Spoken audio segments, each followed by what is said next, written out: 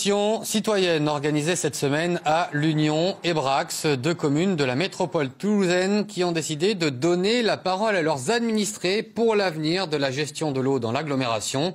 D'ici 2020, les 37 communes de la métropole auront le même tarif de distribution et d'assainissement, alors qu'il est différent dans chaque ville actuellement. Marc Perret, bonjour, vous êtes le maire de l'Union. Bonjour. Se déroule donc l'une de ces deux votations citoyennes. Quel en est le principe tout d'abord ?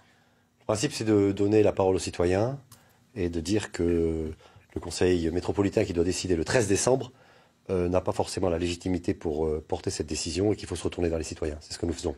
Alors de manière pratique, je suis habitant de l'Union de Brax, comment est-ce que je fais pour voter ? Soit vous venez à la mairie, j'espère que beaucoup d'Unionnais et de Braxéens y iront, vous votez physiquement, avec une urne, avec un isoloir et des bulletins, entre public ou privé, soit vous allez sur Internet, un site dédié à cela, qui vous permet de vous identifier et de voter. Alors pourquoi seuls 2 maires sur les 37 que compte la métropole toulousaine ont décidé de faire appel à leurs concitoyens plutôt que de décider eux-mêmes ? On a lancé un appel le 3 octobre dernier, on a lancé un appel vers tous les maires des 37 communes pour qu'ils participent à cette votation citoyenne. On a créé les outils de communication qui peuvent être déclinés par ville, on a créé l'outil informatique qui peut être décliné par ville. Malheureusement, on a Alors été pourquoi les autres veulent pas ? Je le regrette, mais peut-être une zone de confort de laquelle ils ne voulaient pas sortir. En tout cas, la démocratie participative, ça doit se traduire par des faits.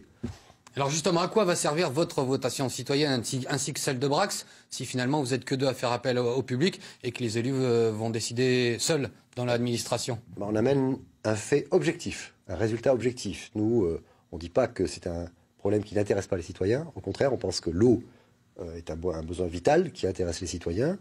Donc ce qu'on va apporter dans la discussion et verser au débat dès le 11 novembre, le 12 novembre prochain, quand la votation sera terminée, c'est un résultat objectif, c'est-à-dire des gens qui sont venus physiquement ou par Internet, qui ont voté, qui se sont exprimés. Et nous, là, on versera ça au débat. Alors, le grand débat, c'est justement la prolongation d'une délégation de service public ou le passage en régie.